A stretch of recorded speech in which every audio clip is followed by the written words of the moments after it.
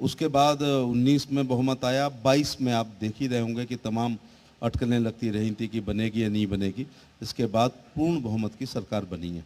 तो 14, 17 और 19 और 22 ये 4 बार दिल्ली का रास्ता यूपी से जाता है और 2 बार दिल्ली के रास्ते को उत्तर प्रदेश की महान जनता ने सुगम करने का प्रयास किया है।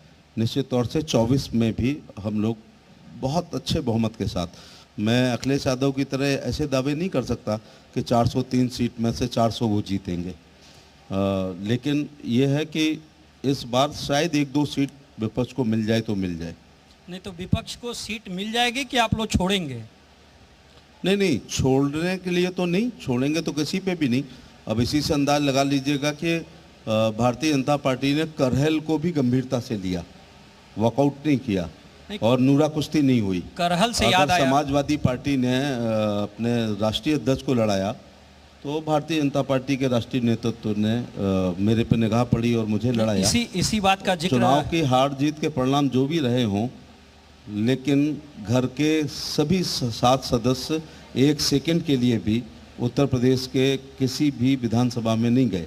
अगर वो एक दिन में 4 सभाएं करते तो 17 दिन में 68 कर लेते। 68 में 6 का गुणा कर दो, अगर ये लोग जाने में सफल होते तो हो सकता है 3000, 2000, 1000 से हारने वालों को जिता लेते।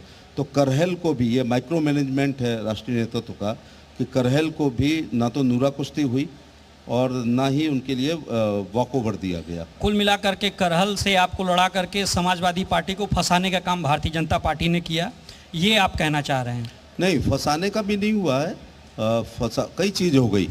एक तो या तो मेरा व्यक्तित्व तो कमज़ोर होता तो मेरे समर्थक, प्रशंसक, अनुयायी और ख़ास तौर से जात के लोग इसको बुरा मानते कि इतनी बड़ी सीट पर मरने के लिए लड़ा दिया गया। चूँकि जहां आप मेरा इंटरव्यू ले रहे हैं, ये जलेसर लोकसभा थी, यहाँ से मैं 3 बार मेंबर ऑफ पार्लियामेंट रह चुका हूँ और ये जब फिरोजाबाद थी तो यहाँ से मैं चुनाव लड़ा हूँ।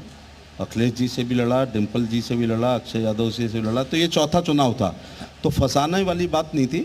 रिजल्ट जो भी रहा हो, लेकिन कातिल बहुत जलील हुआ, मेरा सर काट कर। हमने दिलों को जीत लिया जंग हार कर।